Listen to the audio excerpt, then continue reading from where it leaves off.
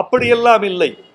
ஆதரவு என்பது நல்ல படம் சரியில்லாத படம் என்பதை பொறுத்துத்தான் ஆதரவே தவிர தமிழ் படம் பிறமொழி படம் என்று வேறுபாடு இருப்பதாக நினைக்கவில்லை.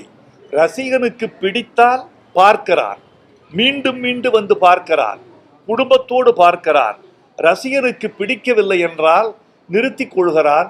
நல்ல படம் கெட்ட படம் அல்லது இந்த வார்த்தையை விட ரசிகனுக்கு பிடித்த படம் ரசிகனுக்கு பிடிக்காத படம் என்றுதான் நாம் பிரித்து கொள்ள வேண்டுமே தவிர பிறமொழி படம் தமிழ் மொழி படம் என்றெல்லாம் இல்லை.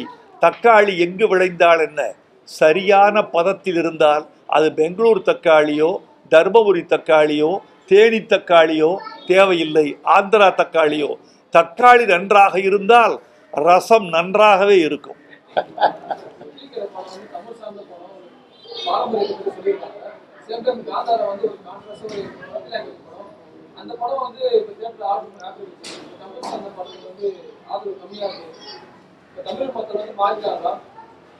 தமிழ் மக்கள் என்றும் மாறமாட்டார்கள். தமிழ் மக்கள் என்பவர்கள் சுத்தமான ரசனைக்கு தங்களை ஒப்படைத்துக் கொண்டவர்கள். வந்தாரையெல்லாம் வாழ வைக்க வேண்டும் என்பது அவர்களுக்கு விதியல்ல. வந்தவர்களில் நல்லவர்களை வாழ வைப்போம் என்பதுதான் தமிழர்களின் விதி. எனவே இந்த படங்களின் வெற்றி அல்லது தோல்வி என்பது ரசிகர்களின் மனநிலையை பொறுத்ததே தவிர படங்களின் நிலையை பொறுத்தது அல்ல.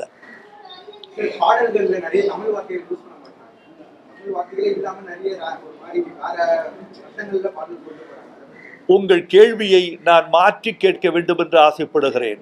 பாடல்களில் தமிழ் மொழியை பயன்படுத்துவதில்லை என்பது தப்பு. பிறமொழி பாடல்களுக்கு மத்தியில் தமிழும் கொஞ்சம் பயன்படுத்தப்படுகிறது என்பதுதான் உண்மை. பிறமொழி ஆங்கிலத்திற்கு மத்தியில், சமஸ்கிருதத்திற்கு மத்தியில் அல்லது ஓசைகளுக்கு மத்தியில், ஓசை இசை என்பது ஓசையாகிவிட்டது தம்பி. இது ஒரு மிகப்பெரிய விபத்து. அதனால் மொழி என்பது ஒலியாகிவிட்டது.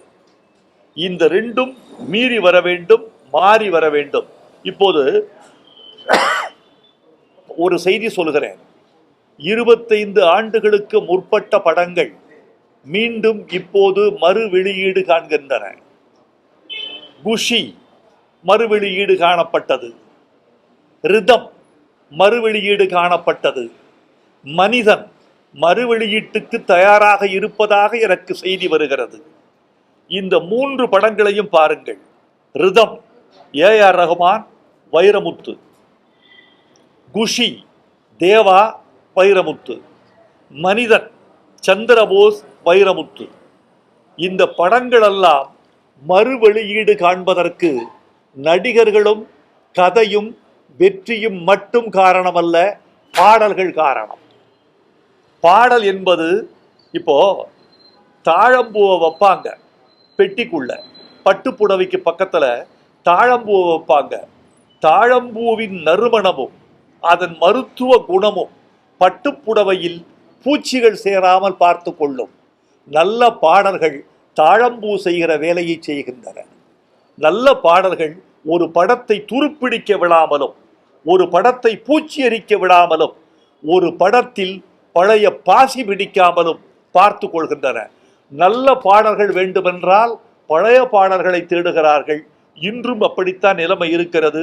வெகு விரைவில் இது மாறும். என்ன என்னுடைய கருத்து, நான் உறுதியான கருத்தை சொல்லுகிறேன். படங்களில் குடும்பம் இல்லை. குடும்பம் இல்லாமல் பாடல்கள் இல்லை. படங்களில் காதல் இல்லை. காதல் இல்லாமல் பாடல்கள் இல்லை. படங்களில் பெண்களுக்கு முக்கியத்துவம் இல்லை. பெண்களுக்கு முக்கியத்துவம் இல்லை என்றால் கதை சத்து இருக்காது. கதை சத்து இல்லை என்றால் பாட்டு சூழல் இருக்காது. பாட்டு சூழல் இல்லை என்றால் பாடலாசிரியனுக்கு வேலை இருக்காது. இசையமைப்பாளரோ ஒரு ஒலிப்பதிவாளரோ வரிகளை எழுதி கொண்டு அதை நிரப்பிவிட்டு போக முடிகிற சூழல் வந்து விடுகிறது. எனவே நல்ல கதை, நல்ல இசை, பெண்களை பற்றிய கதை, காதல் கதைகள், வாழ்வின் மர்மங்களையும் வாழ்வின் மேன்மைகளையும் மெல்லிய மதிப்பீடுகளையும் உயர்த்தி பிடிக்கிற கதைகள் வந்தால் பாட்டு மீண்டும் திரையுலகில் அரசாளும். இன்றைய சூழ்நிலையில ஸ்டூடெண்ட்ஸ் வேற வேற போக்குல போற மாதிரியே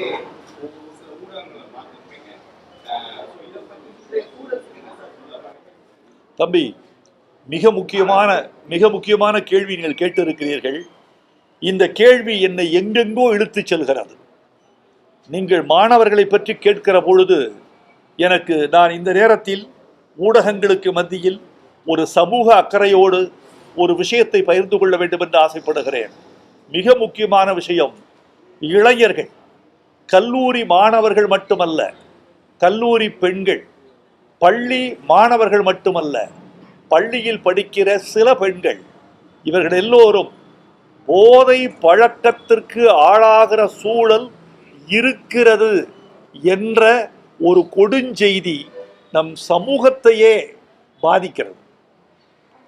ஒரு நல்ல இளைஞன் கல்வி கற்க வேண்டிய வயதில், பாசத்தை கற்றுக்கொள்ள வேண்டிய வயதில், உழைப்பை கற்றுக்கொள்ள வேண்டிய வயதில், எதிர்கால லட்சியங்களை கற்றுக்கொள்ள வேண்டிய வயதில், காதலை கூட அனுபவிக்க வேண்டிய வயதில் போதைக்கு போய்விட்டான் என்றால் அவனுடைய அத்தனை விதமான சக்திகளும் அழிக்கப்பட்டு விடுகின்றன அல்லது சிதைக்கப்பட்டு விடுகின்றன.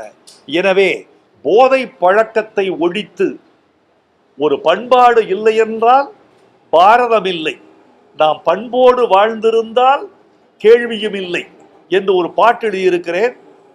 ராஜா சின்ன ரோஜா என்று நினைக்கிறேன், ரஜினி படம். அந்த பாட்டை திருப்பி போடுங்க, அடிக்கடி பயன்படுத்துங்க. பண்பாடு இல்லை என்றால் பாரதம் இல்லை. அந்த பண்பாடு என்ன பண்பாடு?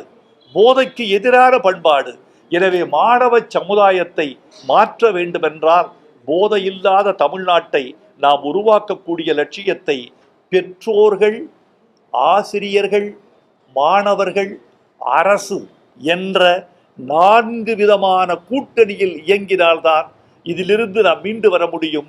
மாணவ சமுதாயத்தை ஒளிபடைத்த கண்ணினாய் வா, உறுதி கொண்ட நெஞ்சினாய் வா, கழிபடைத்த மதியினாய் வா என்று பாரதி அழைத்தானே, அந்த சமுதாயத்தை நாம் மீண்டும் விழிக்க முடியும்.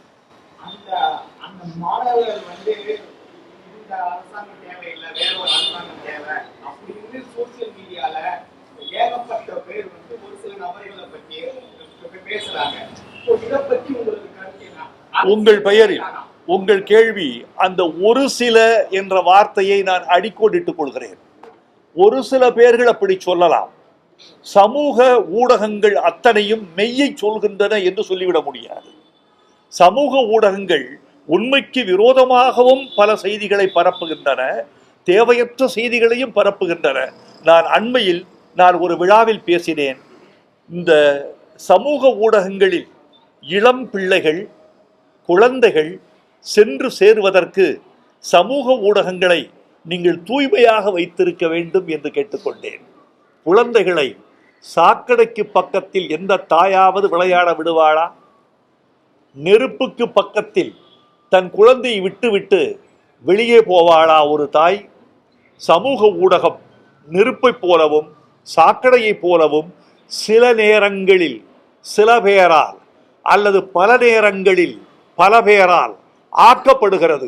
அப்படி ஆக்கப்பட்டால் அந்த ஊடகத்திற்குள்ளே இளைஞர்கள் எப்படி செல்வார்கள்? குழந்தைகள் எப்படி செய்யும்? கல்வி கற்பவர்கள் எப்படி செல்வார்கள்? வாழ்க்கையை நேசிப்பவர்கள் எப்படி செல்வார்கள்? எனவே சமூக ஊடகங்களை திருத்துகிற பணியும் நமக்கு இருக்கிறது. சமூக ஊடகங்களை மேம்படுத்துகிற பணியும் நமக்கு இருக்கிறது. சமூக ஊடகம் ஒரு விடுதலையை கொடுத்திருக்கிறது, உண்மையாக ஒரு பெரிய விடுதலையை கொடுத்திருக்கிறது. அந்த விடுதலை இந்தியாவுக்கு வழங்கப்பட்ட விடுதலையை போல தப்பாக ஆகிவிடக் கூடாது. கவனம்.